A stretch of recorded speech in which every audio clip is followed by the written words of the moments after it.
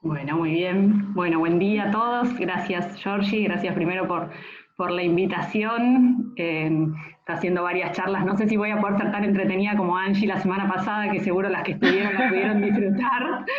No sé si tengo su nivel de interactividad, pero bueno, vamos a tratar de aprovechar por ahí la mañana. La invitación de hoy de Georgie que me hizo me encantó. Un poco es hablar sobre la enfermedad por cuerpos de Lewy, que por ahí no es una patología que esté tan conocida o tan difundida, entonces un poco la idea es poder aprovechar este ratito para formarnos. Sé que hay un montón de charlas hoy en día, todos estamos participando por ahí de un montón de webinars, conferencias y aprovechando lo que otros tienen para dar. Lo mío por ahí va a ser un poco humilde, así que también para las que conocen del tema, que acá veo hay varias incluso del hospital y de la sección que trabajan conmigo, así que obviamente aporten todo lo que ustedes también conocen. Bueno, vamos a empezar, así no nos demoramos. Esperen que ahora tengo que ahí compartir la pantalla. Díganme si se va viendo bien. Como dijo Georgie, bueno, si quieren las preguntas las van haciendo ahí por el chat. Yo no tengo problema, igual que me interrumpan o al final de todo, si no, vamos evacuando las dudas. La idea es que eso sea como una charla, cuando Georgie me la propuso, sea como así, con mate en el medio, digamos, como lo más relajado posible, muy bien. Yo no tengo a nadie que me cebe, así que por eso no me lo preparé, pero las que lo tenganlo a mano para, bueno, poder eso, disfrutarlos un poco como relajados de la clase, ¿sí? Bueno, mi idea, mi intención es empezar por ahí un poco con activando por ahí conocimientos previos, ¿sí? Por ahí para aquellos que los tienen y por ahí para aquellos que no los tienen no pasa nada, justamente por eso también es la idea de la charla, ¿sí? Así que acá lo que voy a hacer es invitarlas a entrar al siguiente link, ¿sí? Para poder conocer qué es lo que cada una sabe o le suena, por lo menos, ¿sí? La idea es que puedan entrar, pueden hacerlo o desde el celu o desde otra pestaña de la compu, si están en la compu, entrar ahí a esa aplicación que dice menti.com, hay que poner esa página, y les va a aparecer para introducir un código, ¿sí? Así que ahí los que quieran pueden ir entrando, ¿sí? Es totalmente libre, y un poco la idea es eso, van a ver que les va a aparecer como 3 renglones, ir poniendo por ahí conceptos que ustedes les suene o les resuene de esta enfermedad. Vale poner nada, ¿eh? Si no me suena nada, vale poner nada, porque puede pasar también, y un poco la idea de esta charla es eso, es por ahí hablar un poco de los criterios de la enfermedad, y bueno, herramientas por ahí neuropsicológicas que fuimos desarrollando y que hay hoy en día en la actualidad para poder detectarla, ¿sí? Así que bueno, no sé si pudieron ir entrando, ¿sí? Y ahí libremente van completando, muy bien, ahí va saliendo. Ahí veo cada vez las caras conocidas. Bien, diciendo demencia, rehabilitación neurodegenerativa, Parkinson, muy bien, nada, vale el que no le suena nada, vale ponerlo, ¿eh? Incluso no es necesario completar los 3, pueden poner uno solo y está, o 2, lo que quieran. Adultos mayores, perfecto, con esa población vamos a trabajar, muy bien. El tema de los sueños, muy bien, por ahí. Fluctuación de la alerta, ok. Acá para las que fueron alumnas mías y tuvieron la clase, vale que les vale de repaso. Parecido al Alzheimer, muy bien, vamos a hablar un poquito también de eso, los temblores. ¿Qué más? Ahí leo, deterioro cognitivo, muy bien, demencia progresiva, alucinaciones visuales, perfecto. Okay. Bueno, si alguno no pudo entrar, lo puede ir completando por el chat si quiere, si no, yo ahí no lo puedo ver, pero Georgie, si no, después vos vas diciendo si querés. Alteraciones del sueño, similitud con Parkinson, muy bien. Proteínas, pusieron por ahí, ok, perfecto. Hablar al dormir, bien, bien, muy bien. Van saliendo algunas de las cosas que vamos justamente a ver ahora, y la idea es poder eso, ir pensándolos.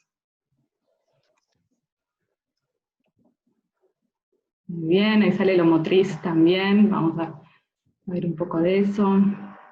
Prima del Parkinson, perfecto, muy bien ese concepto de primaje. Muy bien. Bueno, perfecto. No sé si había algo más por el chat, pero un poco la idea era eso, empezar por ahí la mañana activando algunos de los conocimientos que uno por ahí ya tiene. En general pasa que por ahí algo nos puede sonar, ¿sí? Pero sin embargo a veces no sabemos muy bien de qué se trata, y esa es un poco la idea de ahora. Bueno, para empezar, la enfermedad por cuerpos de Lewy es una enfermedad neurodegenerativa, como muy bien dijeron ustedes, ¿sí? Es de hecho considerada la segunda causa de demencia luego de la enfermedad de Alzheimer, y acá puede ser que sorprenda a más de uno, porque muchas veces lo que pasa es, como dice ahí, presenta una clínica que es muy compleja, ¿sí? Con un conjunto de síntomas cognitivos, motores y psiquiátricos. Por lo tanto, es compleja de diagnosticarla, y por eso muchas veces pasa que está subdiagnosticada, ¿sí? Sin embargo, de acuerdo a los estudios a nivel mundial, se considera esto, que es la segunda causa de demencia. Fue descubierta por Lewy a principio de siglo, que fue un neurólogo alemán que, bueno, por motivos de la guerra se trasladó a Estados Unidos. Lewy fue quien descubrió, y por lo cual la demencia lleva su nombre, los famosos cuerpos de Lewy, ¿sí? Que un poco son las bases neuroanatómicas que tiene esta patología, ¿sí? Son depósitos, los cuerpos de Lewy son depósitos microscópicos, ¿sí? De proteínas, ahí es otro concepto que salió muy bien, en el cerebro, que están asociados a la muerte neuronal, ¿sí? Se cree que es el resultado como de un plegamiento incorrecto, ¿sí? de la proteína, la alfa-sinucleína, ¿sí? Por eso se la denomina y se la conoce como sinucleopatías. Está dentro de lo que es el espectro de las sinucleopatías, dentro de las cuales está también la enfermedad de Parkinson. Por eso se considera y se habla de que son primas de la enfermedad de Parkinson, porque justamente lo que tienen es que comparten la misma base neuroanatómica. Vamos a ver después un poco las diferencias entre las mismas, ¿sí? Por ahí por el inicio de los síntomas es distinto, sin embargo ambas tienen estos cuerpos de Lewy instalados, hasta por ahí en distintas partes del cerebro, ¿sí? Pero bueno, eso es un poco por lo cual se las considera como primas hermanas, o la otra cara de la misma moneda. Para empezar, yo quería como arrancar con algo más como teórico-práctico, si se quiere.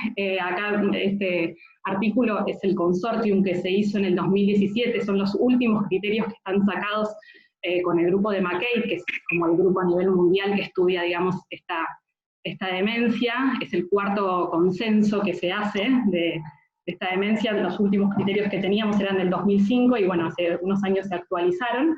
Vamos a ver un poco sobre eso. Y por otro lado, contarles y de paso difundir a este libro que es de Selva Marasco, que es una paciente con enfermedad por cuerpos de Lewy, que bueno, está tratada por el doctor Ángel Goldstock, quien es el jefe nuestro del servicio, y ella es licenciada en letras, y escribió un libro justamente hace unos años, en el 2016, de su enfermedad, digamos, y ya un poco lo que dice, y el título de su libro lo enuncia, es que esta es una circunstancia en su vida, digamos. Ella un poco lo que intenta a lo largo del libro es ir contando cómo son los síntomas que ella va sintiendo, y de alguna manera dar un mensaje de esperanza, ¿no? Que obviamente ella no es la enfermedad, sino que es una condición y una circunstancia más en su vida. Así que bueno, eso es un poco lo que vamos a ir viendo por ahí a lo largo de la charla. Perdón si por ahí a veces voy muy rápido, suelo a veces como embalarme, así que frénenme si no se entiende algo, no tengo problema, ¿sí? Así que bueno, me van. Perfecto, gracias. Entonces, para ir un poco a lo que son los criterios, digamos, de la enfermedad, y en este consenso, digamos, que se hizo en el 2017, hay como 4 grandes grupos de criterios, si se quiere. Hay un criterio que es el criterio esencial, ahora los vamos a ir desarrollando uno a uno, ¿sí? El criterio esencial, después están los que son los criterios nucleares, que son los que tienen, digamos, como un peso fuerte, si se quiere, en el diagnóstico, y después están los que son criterios de apoyo, que son los que pueden estar o no, digamos, pero bueno, cuando vamos como sumando puntitos nos indica que cada vez hay más chances, obviamente. Y otro tema, que por ahí es más médico si se quiere, pero bueno, no quería dejar de mencionarlo, son los que son los biomarcadores, que ahora vamos a ver también después de qué se trata.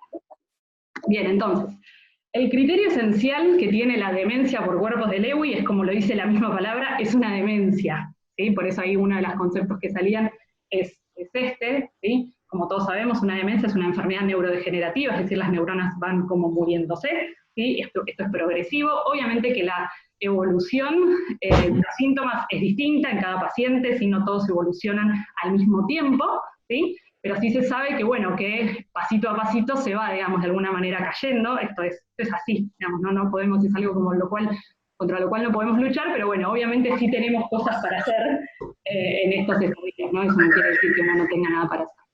Y obviamente el gran, digamos, criterio de la demencia es que impacta en la vida diaria del paciente. ¿Sí? Y acá quiero hacer Sí, perdón, te interrumpo un segundo para pedir que silencien los micrófonos, quienes tienen los micrófonos. Ahí silencié alguno que me aparece, lo silencio, pero... Por favor, si las personas... creo que está. Okay, gracias. Bueno, una distinción que sí quiero hacer por ahí previa a esto es que hay que distinguir lo que es la enfermedad con cuerpos de Lewy y la demencia con cuerpos de Lewy. Esto es lo mismo que pasa en el Alzheimer, ¿sí? Uno puede estar cursando la enfermedad y sin embargo no cursar con la demencia. ¿Qué quiere decir esto? Que no necesariamente, ¿sí?, que yo tenga la enfermedad, yo puedo incluso hasta, digamos, obviamente hoy cada vez va avanzando más la genética, ¿no? Pero yo pudiera estar cursando, yo pudiera estar teniendo una enfermedad de Alzheimer de alguna manera, por cuerpo de Lewy, o de Parkinson, lo que sea, ¿sí? Y que nunca se desarrolle la demencia de alguna manera, o no, digamos, o puede ser que la enfermedad y la demencia vayan como de la mano. Bueno, esto lo quiero aclarar porque, bueno, por ahí hay pacientes que por ahí todavía, antes de llegar a la demencia, hay estadios previos, ¿no? De deterioro cognitivo, digamos, síntomas que van a aparecer. Bien, entonces, para poder distinguir a la demencia por cuerpos de Lewy, ¿sí? Estas son como de alguna manera las funciones cognitivas que sí están como más impactadas, y esta es como la gran diferencia, recién hablaban de la enfermedad de Alzheimer cuando mencionaban los conceptos, y esta por ahí es una de las grandes distinciones que tiene con el Alzheimer, que como todos sabemos impacta en la memoria, por ahí como primera función cognitiva alterada, y a diferencia en la enfermedad con cuerpos de Lewy, lo que primero, de alguna manera, empieza a fallar son las habilidades visoespaciales, sobre todo, los procesos atencionales y las funciones ejecutivas.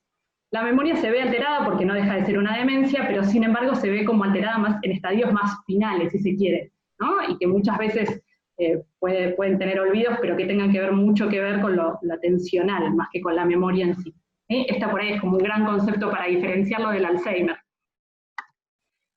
Después entramos en los que son los criterios nucleares, que hablábamos, ¿sí? Entonces teníamos el criterio esencial, que es la demencia, y acá entramos en los que son los criterios nucleares, que son 4. Uno de ellos es las fluctuaciones cognitivas, y acá dentro de este concepto, es por ahí a veces un poco ambiguo, tiene que ver con las alteraciones en la cognición, en el nivel atencional, que surgen a veces de forma espontánea, ¿sí? Con variabilidad en la atención, con un discurso incoherente. Estas suelen estar presentes desde el inicio, y lo que pasa, y un poco por qué esta demencia es difícil de diagnosticar, es justamente por este síntoma, porque el paciente fluctúa, es decir, hay momentos que el paciente puede estar muy bien, y hay momentos en que el paciente de repente está con un estado confusional que nos sorprende, incluso y hasta el paciente mismo le sorprende.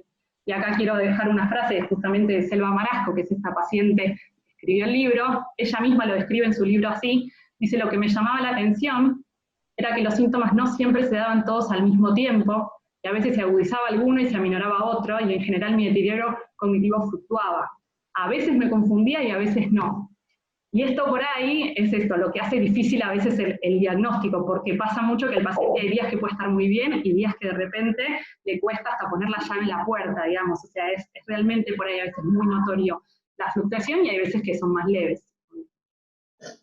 Bien, otro de los criterios nucleares que tenemos son las alucinaciones visuales, y por ahí es un síntoma que suele generar a veces hasta cierto como temor. Suelen ser alucinaciones complejas y recurrentes. ¿Qué quiere decir complejas? Como están como bastante formadas, muchas veces pasa que son de personas o a veces animales. El paciente te dice: vi a mi mamá, vi a mi esposo que por ahí ya falleció, o de repente vi pasar al gato y después me di cuenta y el gato no pasó, ¿sí? Digamos, esa sensación de ver algo que no está en realidad, que puede estar o no acompañado por lo que se llaman alucinaciones pasajeras, que es como esa sensación de presencia, de alguna manera, es como el sentir que hay alguien, por ejemplo, alguien de la infancia, o alguien que ya falleció, que si bien no lo ven, lo sienten, es como, ay, no sentí, es como esa sensación que a todos a veces alguna vez nos ha pasado, como sentir, sentí que pasó alguien, ¿sí? Bueno, esto pasa como en forma obviamente recurrente, esto es afectado tanto por el paciente como por el familiar. Muchas veces lo que pasa es que el paciente obviamente en una primera entrevista puede que no lo diga, porque suele ser, como es un síntoma bastante a veces como complejo, a veces no lo mencionan y te lo mencionan más adelante, o no, al contrario, a veces es el primer síntoma que te dicen, lo cual ya es como un signo de alarma que uno empieza como a tener en cuenta, y por eso es que las respuestas pueden ser muy variables, ¿no? en cada paciente. Bien, ocurren en el 80% de los pacientes, de acuerdo a lo que la investigación así lo dice el consortium, ¿sí? Entonces es realmente un síntoma muy, muy frecuente que suele estar. Bien, por otro lado, otro de los síntomas, de los criterios nucleares es el parkinsonismo, y acá es porque se empieza a asemejar y a considerar como parte del espectro del Parkinson, si se quiere, ¿sí? Son lo que son llamados los signos extrapiramidales, ¿sí? Como son el temblor de las manos o la bradicinesia, ¿sí? Esta lentitud en los movimientos al caminar, incluso al hablar, tiene mucha bradilalia, digamos, como cada frase es como si costara, tiene mucho lo que se llama el trastorno de la iniciación, digamos, lo que les cuesta a veces es iniciar los movimientos, ¿no? Así como, bueno, la rigidez, también al caminar, la famosa cara de póker, ¿sí? Bueno, estos síntomas que por ahí uno sí los asocia como más directamente al Parkinson, la realidad es que en el cuerpo de Lewy también esto sucede. Lo que sí hay que tener en cuenta siempre es, obviamente sobre todo en adultos mayores, la comorbilidad de estos síntomas que puede tener incluso con una artritis, digamos, que un paciente mayor puede llegar a tener como cierta rigidez y no significa un parkinsonismo, así que eso obviamente va más de la mano de la detección del médico, pero bueno, uno como psicólogo lo tiene que saber, ¿sí? Bien, y por otro lado, este podría ser como el criterio estrella, si se quiere, el famoso REM-sinatonía, ¿sí? Que REM-sinatonía se relaciona al sueño, ¿sí? Nosotros en el sueño tenemos dos fases, la fase REM y la fase no REM. La fase REM significa Rapid Eye Movements, que son el movimiento de los ojos. Si uno ve a una persona dormir, va a ver que se mueven, ¿sí? Los ojos en determinados momentos, ¿sí? Del sueño, no siempre, justamente porque tenemos dos etapas. Perdón, me está pasando un camión publicitario, no sé si se escucha, pero lo tengo acá en la ventana. Bien, y el REM-sinatonía entonces hace referencia a las parasomnias, ¿sí? En general manifestadas con comportamientos durante el sueño, que quiere decir, el paciente suele patear, hablar dormido, suele moverse mucho, en general tiene que ver con mucha actividad corporal, ¿no? En el sueño. Que si nosotros pensamos, ¿no? En general, cuando uno mueve los ojos, ¿sí? El resto del cuerpo está atónico, quiere decir que está sin movimiento, ¿no? Por eso quiere decir REM-sinatonía. Y lo que pasa en el cuerpo de Lewy es que justamente esa fase, el cuerpo tiene actividad, lo cual no debería ser, ¿sí? Digamos, esa es como la forma de distinguirlo. Sí, nosotros tenemos movimiento de los ojos, pero el resto del cuerpo está sin movimiento, está como tranquilo. En el cuerpo de Lewy lo que pasa es que no, o sea, es como que se mueve todo el cuerpo también durante el sueño, o para hacerlo muy gráfico si se quiere, ¿eh? En general son sueños que tienen que ver mucho con pesadillas, sueños de persecución, de ataque. Cuando uno pregunta e indaga, tiene que ver mucho con esto, el contenido onírico, si se quiere. Y se suelen detectar en general por los movimientos en la cama. Muchas veces obviamente lo dice y lo detecta el familiar, no el propio paciente porque está dormido. Entonces por eso vamos a ver que incluso en la herramienta que nosotros vamos a presentar es necesario o es ideal que siempre esté acompañado el familiar, el paciente, un familiar que pueda dar cuenta de algunos síntomas como por ejemplo el tema del sueño. Bien, acá vamos a ver, bueno, este es uno de los síntomas más precoces y lo que en realidad, ¿por qué lo llamo el criterio estrella? Porque es uno de los criterios que de alguna manera no se tenía tan en cuenta hasta este consortium del 2017, en donde se agrega como un criterio nuclear, y hoy en día se considera que es uno de los síntomas más precoces, que ya cuando nosotros empezamos a indagar por el sueño y hay alteraciones de este tipo, de patear, hablar dormido, bueno, ya son signos de alarma que vamos a tener que tener en cuenta, como para eso, ir viendo si se suman puntitos. Acá lo que les puse es una imagen de una polisomnografía, que es un estudio del sueño que se suele hacer en caso de que tengamos por ahí quien nos dé reporte.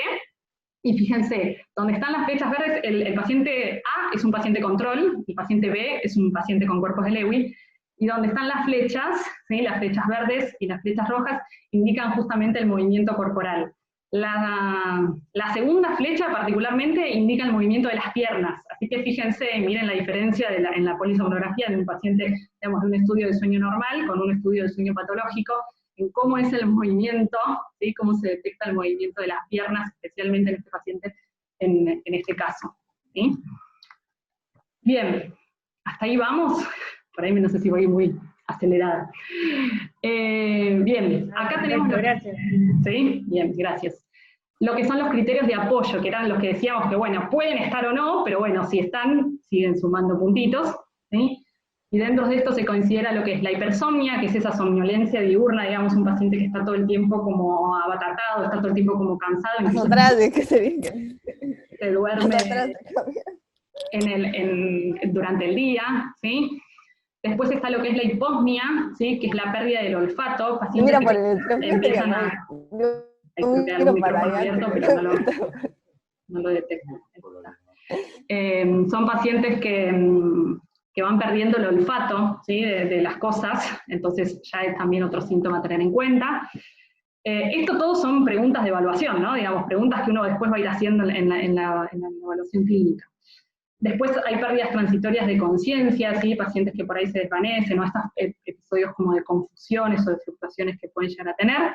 Y lo que se llama la sensibilidad a los neurolépticos son los antipsicóticos, ¿sí? Que muchas veces se suelen indicar, obviamente, ante el síntoma de alucinaciones, ¿sí? En general a veces se indica erróneamente esto si no se tiene en cuenta todo el patrón, de alguna manera todo el diagnóstico, como el haloperidol, o sea, medicamentos que se suelen dar en casos de esquizofrenia, psicosis, sí, que obviamente aplican para ese caso, pero acá lo que pasa es que generan un efecto contradictorio en los pacientes si uno indica esta medicación. Esto obviamente es un término, digamos, una parte muy, muy médica, pero bueno, que también hay que saberlo y forma parte de los criterios de apoyo. Y por otro lado están los que son los biomarcadores, ¿sí? Que esto en realidad aún no hay biomarcadores directos, los biomarcadores tienen que ver más con un análisis más directo, ¿sí? Sobre por ahí esto, poder detectar los cuerpos de Lewy. Hoy en día, en realidad el diagnóstico final se hace post-mortem con una autopsia, porque no hay ninguna técnica que nos permita detectarlos, ¿sí? Por ahí como una imagen, una resonancia, por eso no hay ningún biomarcador directo, sino que se suelen usar métodos indirectos, como puede ser esto, la polisomnografía que nos puede ayudar, el DAT-scan, que es por SPECT, que es otra técnica que nos va a permitir detectar la pérdida de terminaciones nerviosas dopaminérgicas, que la dopamina es el neurotransmisor que estos pacientes en general no tienen, ¿sí? o no funciona, sobre todo en el cuerpo estriado del cerebro, que es una zona muy específica. No me quiero por ahí volver como muy técnica, pero bueno, para que sepan que esto también existe. Bien, y acá esto es por ahí un poco tiene que ver más con cuándo se diagnostica como una enfermedad probable o posible. Esto después si quieren yo les puedo pasar el paper, no tengo problema. Que lo que hace es por ahí ver, bueno, cuántos criterios tengo para poder decir que es enfermedad probable y tengo que tener 2 o más nucleares, ¿sí? Con o sin presencia de un biomarcador y solo uno nuclear. Bueno, esto es, digamos, todo un detalle como más específico, pero para poder ver si tengo más chances o es una enfermedad como posible, como decir, bueno, lo tengo como ahí dentro de los diagnósticos diferenciales o dentro de mis hipótesis diagnósticas y lo puedo ir confirmando a medida que va pasando por ahí el tiempo, ¿sí? Bien. Entonces, dentro de lo que nombrábamos como diagnóstico diferencial, había salido el Parkinson, ¿sí? Como uno entonces de dos caras de la misma moneda, ¿sí? Se dice, y acá un poco la diferencia va a estar en cuándo empiezan los síntomas, ¿sí? Hay como una especie de regla de oro en esto que un año antes, si los síntomas motores empiezan un año antes, entonces se diagnostica como una enfermedad de Parkinson. En cambio, si la aparición de los síntomas cognitivos precede, ¿sí? O comienza al mismo tiempo que los síntomas físicos, ¿sí? Se considera una enfermedad por cuerpos de Lewy. ¿Qué quiere decir esto? Son como dos vertientes de un mismo río, digamos, van a terminar de alguna manera con los mismos síntomas en general, a veces más predominantes unos que otros, ¿sí? O sobre todo más en las etapas iniciales, pero después ambas habíamos dicho que son alfa-sinucleínas, es decir, son patologías que tienen como la misma base neuroanatómica, entonces, si bien uno empieza más por la sustancia negra, como es en el caso del Parkinson, y en el Lewy por ahí están más estos cuerpos de Lewy están más distribuidos en lo que es la corteza. Después, una vez que ya el deterioro se va avanzando, esto ya, digamos, el cerebro ya tiene como una similitud, ¿no? en su formación y ya en su degeneración. Bien, y acá quiero hacer mención, por ahí a alguien que muchos conocen, a Robbie Williams, ¿sí? Él fue un paciente con cuerpos de Lewy, que lo que pasó particularmente con él, yo no sé si recuerdan, él se suicidó creo que en el 2014, si mal no recuerdo, justamente después de una depresión como muy profunda, y un poco la historia de él da cuenta de que él no tuvo por ahí un diagnóstico inicial correcto, sino que justamente hasta se lo diagnosticó con neurolépticos, que es cosa que no se debería hacer, cuando él tenía las alucinaciones, una serie de paranoia y demás. Después se le terminó diagnosticando en vida la enfermedad por cuerpos de Lewy, pero bueno, ya como medio tarde. La esposa escribe post-mortem de él una carta a Neurology, que es una de las revistas de neurología más importantes a nivel mundial, donde justamente cuenta la experiencia. Ella dice, era como el terrorista dentro del cerebro de mi esposo. Y ella va contando, es dura la carta, pero ella va contando cómo fueron los síntomas, y un poco lo que ella promueve es esto: cuando hay un buen cuidado, inicia con un buen diagnóstico, ¿no? Digamos, la importancia de saber diagnosticar, ¿sí?, a esta demencia o a esta patología tempranamente. Y acá quiero citar a nuestro maestro en el servicio, que es el doctor Ángel Gollipto, que es un referente a nivel mundial y en Argentina, es uno de los grandes investigadores en este tema, casi que diría el único. Y él, justamente en el libro de Selva Marasco, donde hace el prólogo, él dice: el diagnóstico de la enfermedad por cuerpos de Lewy es clínico, ¿sí? Por eso es tan importante conocer cuáles son los criterios, cuáles son los síntomas, y poder detectarla tempranamente, ¿sí? Bien, y ahí vamos entonces a la parte por ahí más jugosa, o a la que en realidad por la cual muchos asisten, que es un poco las herramientas de evaluación, ¿no? Digamos, bueno, cómo evaluamos a esta demencia. A mí me avisa que quedan 10 minutos, vamos a ver si logramos, y si no, reabrimos el otro Zoom, como decía Georgie, volvemos. Bien, actualmente todos sabemos que por ahí, para lo que es el Alzheimer, incluso el Parkinson, existen muchos screening y baterías y demás, cosa que para la enfermedad por cuerpos de Lewy no. Muchas veces, digamos, o sea, esto tiene que ver un poco con esta clínica compleja que tiene, ¿sí? Hay muy pocos. Nosotros en el 2017, después de un arduo trabajo, finalmente pudimos publicar el ASI, que así lo voy a llamar de ahora en adelante, porque si me escuchan decir ASI, quiere decir este instrumento, que es el ALBA Screening Instrument, ¿sí? ALBA es la Asociación de Lewy Body Argentina, que está dirigida justamente por el doctor Gollipto. Y bueno, un poco la idea es poder presentarles este instrumento, que es como muy fácil aplicación, ¿sí? Justamente es para la detección, como decíamos, temprana, ¿no? Como para poder tenerlo dentro de nuestros mapas, digamos, de criterios y de patologías.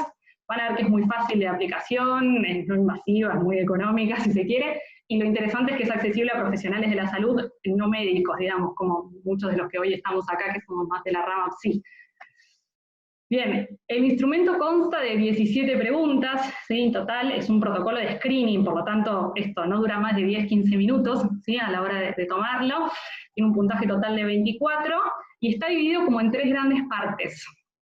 La primera parte tiene que ver con el interrogatorio clínico, y acá por ahí un poco voy a hacer mención. Yo creo que hoy en día, todos los que estamos trabajando en modo virtual y con la pandemia, la entrevista clínica se ha vuelto de alguna manera como un instrumento, como que se revalorizó la entrevista clínica de alguna manera, ¿no? Ante la falta de por ahí de poder tomar algunas técnicas que eran por ahí más manipulativas, o que teníamos que sí o sí ver al paciente. Bueno, la entrevista ha tomado como otro sabor ahora, con toda la pandemia. Así que bueno, tiene 11 preguntas que corresponden a un interrogatorio más clínico. Después tiene 2 preguntas que hacen referencia al examen físico, teniendo en cuenta, digamos, al síntoma, sobre todo al parkinsonismo, ¿no? Que era lo que mencionábamos. Y por último, una evaluación cognitiva, ¿sí? Un poco para poder rastrear estos síntomas propios de la demencia y cómo están las funciones cognitivas alteradas o no, ¿sí? Bien. La primera parte del interrogatorio clínico, esto es lo que yo les decía, que idealmente está bueno hacerlo con algún familiar o algún cuidador, porque nos va a poder dar a veces un poco más de dato que el paciente. ¿sí? Y lo que vamos a hacer es ir sondeando justamente estos criterios, sobre todo los criterios nucleares de la enfermedad, que tienen que ver justamente con el sueño. Entonces se le pregunta al paciente si tuvo o tiene pesadillas, ¿sí? Si le parece que tiene sueños vívidos, esto como que son muy reales, ¿sí? Patea o habla dormido, ¿sí? Como son en la pregunta 7 y 8. En este caso, si es necesario corroborarlo con algún acompañante, ¿sí? Van a ver que estas dos preguntas tienen esta aclaración, porque justamente valen 2 puntos en caso de que yo tenga la confirmación del familiar, si no, lo puntúo como 1, ¿sí? Después se preguntan también por lo que son las alucinaciones visuales, si tuvo la sensación de tener alguna persona cerca, si vio la imagen de alguna de estas personas, digamos que no es posible que estén, alguien que haya fallecido o alguien que es de la infancia.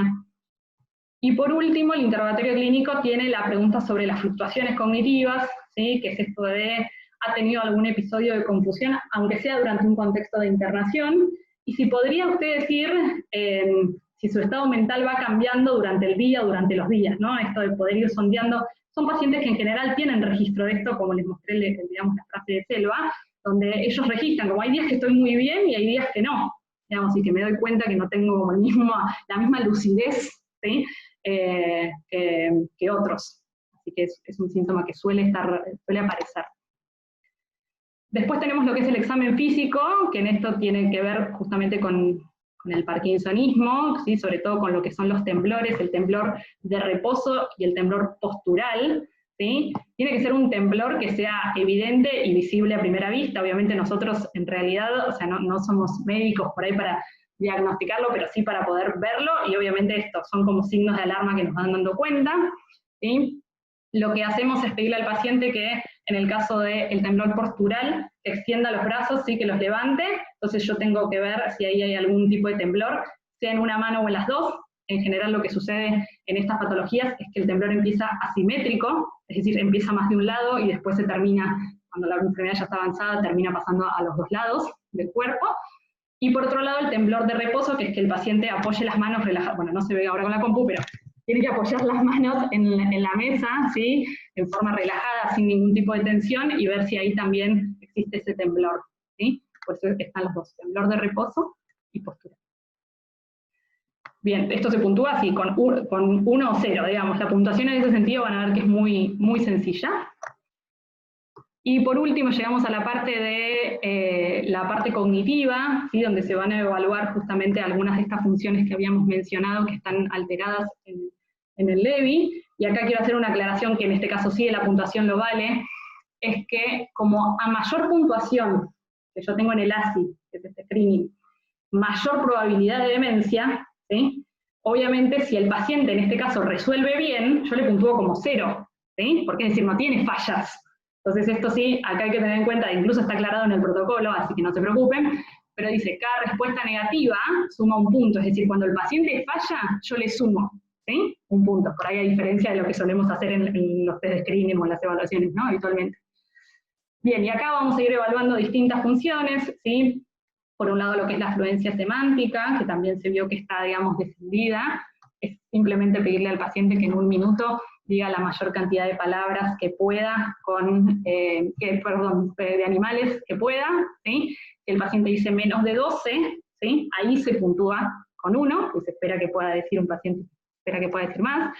Después se evalúa lo que es la memoria de trabajo con el famoso dígitos inverso, ¿sí? Donde yo lo que tengo que hacer es, le digo un número al paciente, en este caso 5827, y el paciente lo que tiene que hacer es decirlo en forma invertida, ¿sí? 7285. Otra vez, si el paciente falla, ahí le asigno el punto. Por otro lado está el famoso test del reloj, que muchos neurólogos incluso utilizan hasta en su práctica, digamos, en su primera consulta clínica con el paciente, ¿sí? Es una prueba muy, muy rápida y sencilla, pero que nos dice mucha información. Y lo que vamos a hacer es pedir al paciente que dibuje un reloj, que incluya todos los números, ¿sí? Y que marque las 11 y 10. Vamos a tener, hay un montón de formas de evaluar el reloj, todos sabemos, y de puntuaciones, pero en este caso, para hacerlo simple, se toman 3 grandes criterios, es que pueda hacer un círculo, que pueda poner los números, ¿sí? Tienen que estar todos los números presentes, no se puede añadir ninguno, tienen que seguir el orden correcto y tienen que estar ubicados también en forma correcta en el cuadrante acorde, ¿sí? Y por último, que marque las agujas, ¿sí? Distinguiendo la aguja más corta y la aguja más larga, y pudiendo poner el círculo en el centro, ¿no? Digamos, que salgan del centro. Estos son como algunos ejemplos, ¿sí?, que podemos encontrarnos. Suele pasar mucho que en este tipo de pacientes hay lo que se llama micrografía, que es decir, que suelen hacerlo como muy chiquito, suelen hacer relojes, justamente tienen, bueno, mucha dificultad motora, entonces una característica cuando vemos ya la letra toda cada vez como muy chiquitita, o un reloj que de hecho no les entran los números y lo tienen que volver a hacer otra vez, ¿sí? Eso suele ser como muy, muy característico de este tipo de pacientes. Bien. Y por último, la última prueba que tiene esta escala, este screening, es el pentágono, que muchos utilizamos en el Minimental, en realidad en la famosa técnica que todos tomamos por ahí de primer screening, ¿sí? Donde el paciente lo que tiene que hacer es copiar la figura tal cual la ve, ¿sí?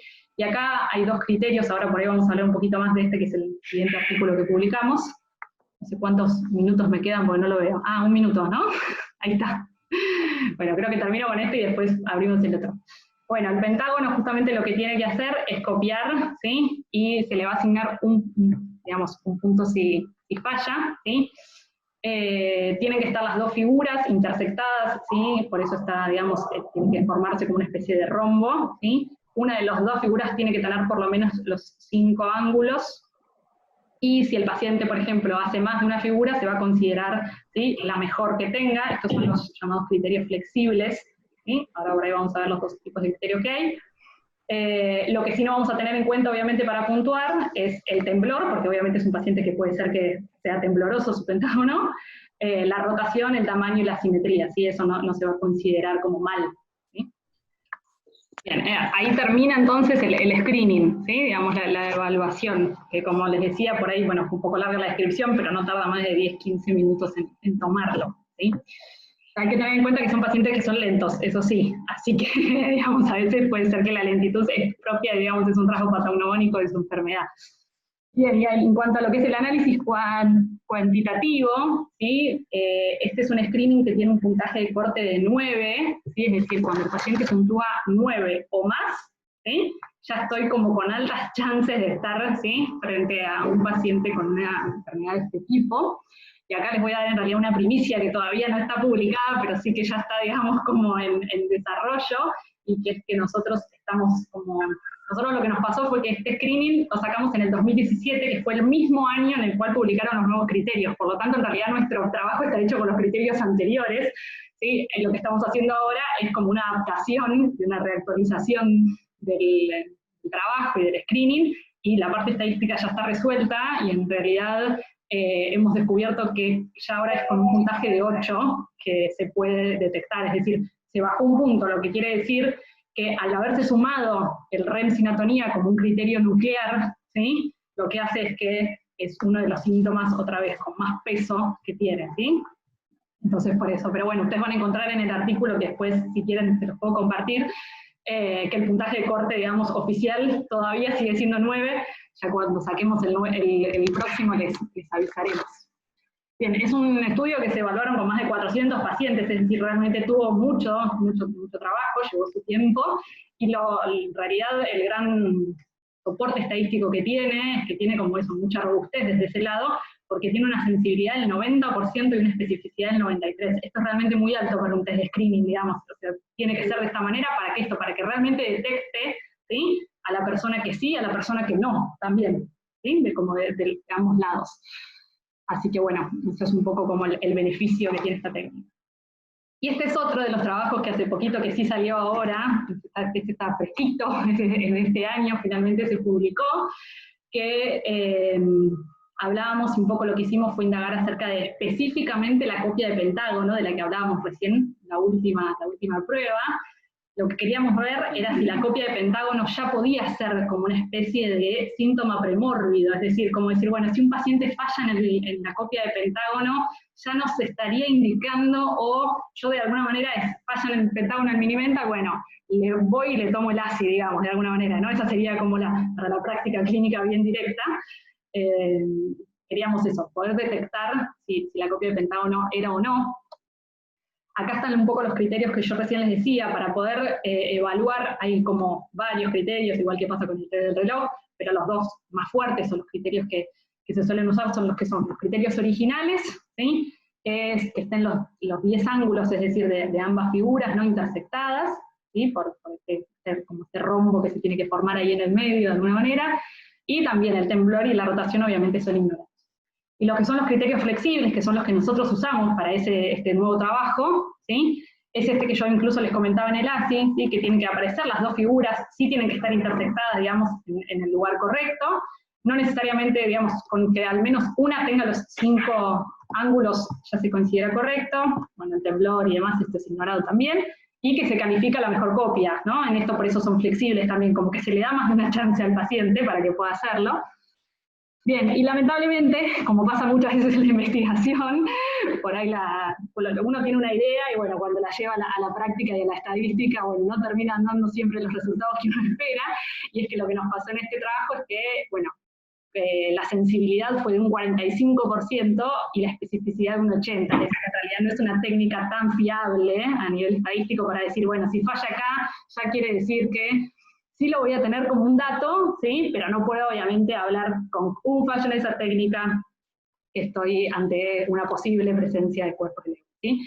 Sí es un dato que voy a tener en cuenta porque como forma parte incluso del ASI, son datos y signos de alarma, ¿sí? Pero bueno, lo queríamos también como aclararlo, y que en realidad lo que hoy sí pesa, y vuelvo por ahí sobre lo mismo, es el REM sin atonía, ¿sí? Todo lo que tiene que ver con el contenido del sueño y el patear y hablar dormido. Bien, un poco como conclusión, el ASI entonces, que es esta técnica que estuvimos charlando, es una herramienta que es confiable y válida, ¿sí? Recuerden que tiene más del 90%, sobre todo la sensibilidad, lo que siempre importa en los test de screening es qué sensibilidad tienen, y en esto por ahí a veces los que somos de esta rama, mucho a la parte estadística y numérica no le solemos dar como mucha bolilla, pero sí es un dato que hay que mirar cuando uno, sobre todo, empieza a tomar alguna técnica, ¿sí? Siempre miren la sensibilidad y especificidad que tiene, porque me habla de eso, de cuán confiable es esta técnica, ¿sí? Así que, bueno, ese por ahí más es un tip de la parte de investigación, pero que vale también tenerlo en cuenta. ¿Sí? Y bueno, lo interesante es que obviamente eso puede ser administrado por profesionales no médicos, que de ahí entraríamos toda esta banda que suele estar hoy también como, bueno, queriéndose formar un poco más acerca de esto. Y quería terminar, en realidad, con una frase justamente de Selva, ¿sí? De Selva Marasco, que ya está en su libro, ¿sí? Que dice, conociendo su condición en un estadio temprano de la enfermedad, la persona diagnosticada puede estrechar vínculos con sus seres queridos, aprender a buscar estrategias que le faciliten su buen desempeño diario, lograr comprender que la enfermedad tiene etapas y que no por ser degenerativa deviene necesariamente en demencia. Es preciso tener presente que depende mucho, o casi todo, de nosotros retrasar el avance del deterioro, y sobre todo puede abocarse a su principal objetivo, que es encontrar paz interior. Me parece que un poco esta frase resume también, ¿sí? ¿Qué es lo que le pasa a un paciente que sufre esta enfermedad? ¿Sí? Y cuánto se puede hacer si uno hace realmente un diagnóstico precoz de esto. ¿Sí? Por eso es tan importante que la conozcamos, por eso es tan importante que la sepamos cuáles son sus criterios, sepamos detectarla, ¿sí? Que por lo menos esto nos empiece como a sonar, no la dejemos como afuera, ¿sí? Cuando uno piensa como en distintos diagnósticos y empieza como a escuchar algunos síntomas, bueno, poder volver a esto. Acá de hecho el DSM-5, en la última, digamos, en la publicación de la quinta edición, la incluye, cosa que hasta el 4 la demencia por cuerpos de Lewy no estaba, ¿sí? Dentro de lo que es el trastorno neurocognitivo mayor o menor, digamos, está debido a enfermedad con cuerpos de Lewy, por lo tanto ahí tenemos también como otra herramienta de diagnóstico para mirar, ¿sí? Pero bueno, me parecía esto, ¿no? Ella incluso en su libro lo que va haciendo es contando sus experiencias de los síntomas y hasta cuáles fueron las estrategias que ella fue usando para ir soslayando los déficits que ella va notando, ¿sí? Bueno, esta es un poco la idea, ¿sí? Acá les dejo, este es el Facebook de ALBA, ¿sí? Que es la Asociación de Levivadia Argentina, a la cual pueden ingresar. Ahora en tiempos de pandemia, por ahí ha mermado un poco su actividad, pero una de las cosas por ahí más importantes que tiene es el apoyo a familiares. Este sí es un dato como fundamental a tener en cuenta cuando uno detecta a estos pacientes, porque obviamente como es tiene una presentación clínica a veces tan rara, ¿no? Esto que a veces hay días que está bien, hay días que no está bien, como va fluctuando tanto, obviamente al familiar también como que lo desorienta, y nosotros una vez al mes tenemos a cargo del licenciado Marcos Ojea Quintana, ¿sí? Que está en el servicio, un grupo para familiares, para apoyo, digamos, a familiares de pacientes neurológicos y específicamente con cuerpos de LEU. Por eso queremos ahí como hacer mención. Y bueno, ahí les dejo también mi mail, ¿sí? Por si alguno tiene alguna duda o me quiere escribir, obviamente estoy a disposición. Muchísimas gracias, Mechi, súper interesante. Acá algunas preguntas fueron surgiendo. La primera es, ¿desde qué edad se puede diagnosticar el Lewy body? Bien, digamos, no es que hay una edad específica, ¿sí? Digamos, no es que decir, bueno, a tal edad, sino que obviamente como es una enfermedad neurodegenerativa, se empieza a diagnosticar por ahí más en la adultez, ¿sí? Sí pasa a veces que siempre, no se llega un paciente de 60, 65 años y llega a la consulta con estos síntomas, y cuando uno ve como para atrás, de alguna manera retrospectivamente, ¿sí? Hay síntomas que ya estaban presentes desde antes, ¿sí? Que bueno, que por ahí era solo un síntoma, pero bueno, después cuando uno pone todo sobre la mesa se da cuenta de eso, que ya tenía, digamos, algo más premórbido que había empezado a aparecer. Exacto. Están las fases prodrómicas también, que es lo menos frecuente, pero se puede encontrar en gente joven quizá, ¿no? El REM. Exacto. Y acá uno de los datos que agrego, por ahí, bueno, no sé si la escucharon a Mari Majul la semana pasada, o hace 2 semanas, ya 3 semanas, no sé cuándo habló Mari, pero bueno, Mari hizo también toda su tesis en relación a la comorbilidad que tiene el Lewy body con el déficit de atención del adulto. Esto, digamos, está en estudio y cada vez hay más, digamos, reportes de esto. Y realmente son otros de los, digamos, de los diagnósticos que uno tiene que tener en cuenta. Bueno, si hay un déficit de atención en el adulto, bueno, atenti a preguntar también sobre estos síntomas, ¿sí? Porque puede ser que sean comórbidos. Así que bueno. Otra pregunta dice, ¿la herramienta cuenta con validez en toda Latinoamérica, el ASI? Lo hicimos en Argentina, en realidad, pero sí, es una técnica que, digamos, no tiene muchas diferencias a nivel, obviamente, idiomáticas ni nada. Ojalá se pudiera validar en otros países y en otros lugares. Estamos abiertos a poder hacerlo, ¿sí? Pero bueno, la validación está hecha en Argentina. ¿Sí? Hay un montón de agradecimientos, Mechi, y alguien pregunta si el instrumento se encuentra en el artículo, ¿dónde lo pueden encontrar, el ASI? No está como, o sea, no forma parte del artículo, pero no tengo problema en enviárselos. Si me escriben un mail, se los mando. Nuestra idea es esto un poco también con el grupo de investigación, siempre fue esto, difundir esto, así que por eso lo compartimos para que se conozca, para que se use, para que forme parte de las herramientas diagnósticas que uno tiene, ¿sí? Que no lo dejemos eso como afuera. Qué bueno es eso. ¿Qué pruebas de evaluación neurocognitiva recomendás utilizar? Supongo que se refiere sumado al ASI en el diagnóstico de Lewy body. Perdón, me perdí, porque justo vi que pedían mi mail y me perdí. Ahora lo copio en el chat, mi mail. Pero ¿cómo era la pregunta, Georgie? Perdón. No, está bien. ¿Qué herramientas de evaluación neurocognitiva utilizamos, además del ASI, en el test neuropsicológico, supongo? Bueno, un poco la idea es, obviamente el ASI es un screening, por lo tanto es como un rastreo rápido, ¿no? De estas funciones que veíamos ahí, que están alteradas particularmente. Después hay que hacer como una evaluación más exhaustiva siempre, ¿no? Esto es solamente como para, es un signo de alarma, ¿no? Recordemos lo que es un screening siempre. Y después pruebas de tipo visoespaciales, como pueden ser la construcción con cubos del Bechler, pueden ayudar. Pruebas, bueno, atencionales como el, no sé, el Praymaking Test, o hasta el Stroop, bueno, el CPT, digamos, todas las pruebas atencionales que conocemos, y de funciones ejecutivas como la búsqueda de llave, el SUMAP, hasta el Wisconsin, digamos, todas las pruebas que conocemos que nos dan como soporte de estas funciones, ¿no? ¿Sí? Después hay que ir como a indagarlas como más en particular, ¿sí? Dígitos directos, dígitos inversos, tomarla completa, ¿no? También. Buenísimo. Veo que hay gente de Costa Rica, de Chile, que están saludando y agradeciéndote, así que buenísimo. ¡Qué locura! Está disponible para verlo más tarde, no se espera. La verdad, esta charla, les contamos, va a estar en el Instagram, lo vamos a avisar por Instagram de neuronalmente_s, va a estar en Facebook de Neuronalmente y la vamos a subir en YouTube para que la puedan ver y que la puedan recomendar si conocen gente que está trabajando con población de adultos, y veo que hay muchas psicopedagogas licenciadas en psicopedagogía que están con población infantil, así que gracias también por el interés en participar y en escuchar cómo es un poco el trabajo con población adulta. Lo que contaba Mechi un poco de los trastornos del sueño REM, se dan a partir para las que trabajan con niños, desde que el sistema nervioso central está maduro, o sea, después de la adolescencia, en la adultez joven, ¿no? Porque a veces preguntan, yo de chiquito tenía pesadillas. Perdón, claro, yo me metí de lleno y arranqué no con problema. obvio. Que... No, es que está perfecto.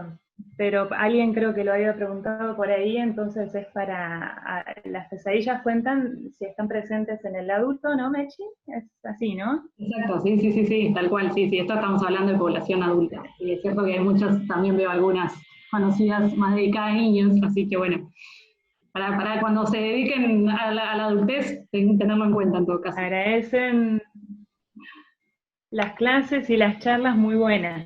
Sí, ¿no? Mechi, tus clases. Bueno, gracias. Genial. Las contraté. ¿Alguna otra pregunta, consulta? Bueno. Si alguna tiene alguna otra pregunta, si no tengo... Hay alumnas mías, saben, a mí me gusta mucho usar recursos interactivos. Veo que tengo una conexión un poco inestable en internet yo. Quizás se corta un poco. ¿Y se escucha? ¿A mí me escuchan bien? Okay. Se escucha bien, mi conexión me parece que es un poco mala. Pudieron anotar el mail de Mercedes, así que está disponible para todas las consultas. Y gracias, Mechi, te agradezco un montón, re interesante el tema, tomé apuntes, así que nos viene siempre... El tema que saben hasta más que yo, así que pueden ahí opinar. Bueno, súper interesante. Porque no puedo evitarlo, soy psicopedagoga de base, así que no lo puedo evitar, tratar de incluir recursos didácticos. Así que, si quieren, podemos cerrar con una especie de juego de preguntas y respuestas, a ver si quedó o no quedó algo. Pasar la estrategia metacognitiva al final.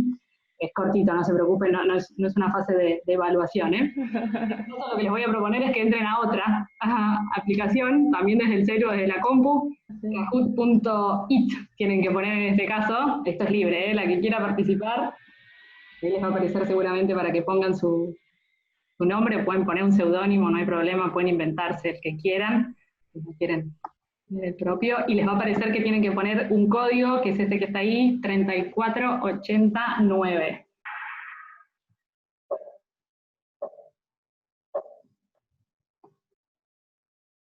El criterio esencial de la demencia con cuerpos de Lewy es alucinaciones visuales, hiposmia, demencia o parkinsonismo. El criterio esencial.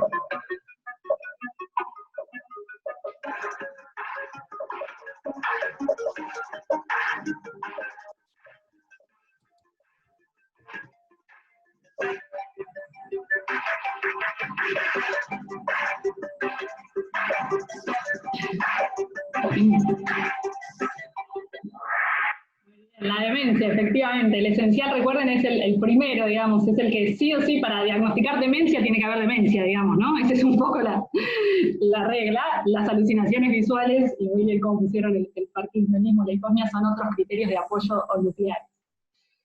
Bien, muy bien, me siento entonces bien, por lo menos algo se entendió. A ver, vamos con la segunda. El REM sin atonía es uno de los nuevos criterios nucleares incluidos en el consortium del 2017. ¿Esto es verdadero o es falso?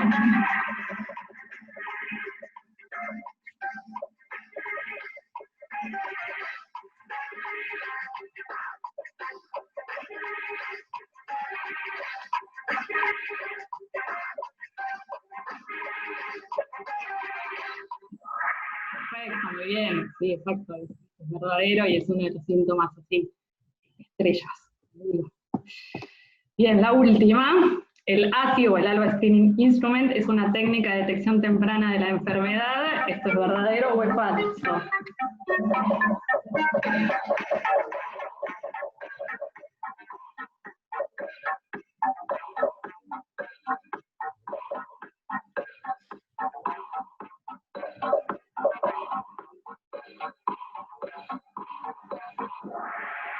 Perfecto, muy bien, sí, es cierto, es verdadero, es una de las técnicas de detección temprana que hoy contamos y hoy tenemos, de las pocas que existen.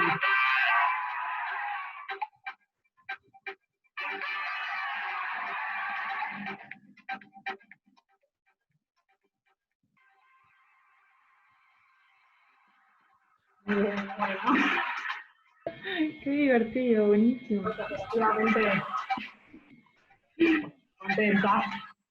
Espero que eso haya algo quedado y bueno, cualquier cosa estoy a disposición, obviamente.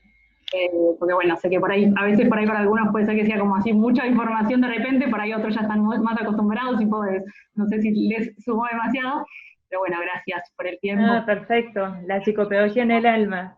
Alguien decía que tu pasión motiva tu pasión.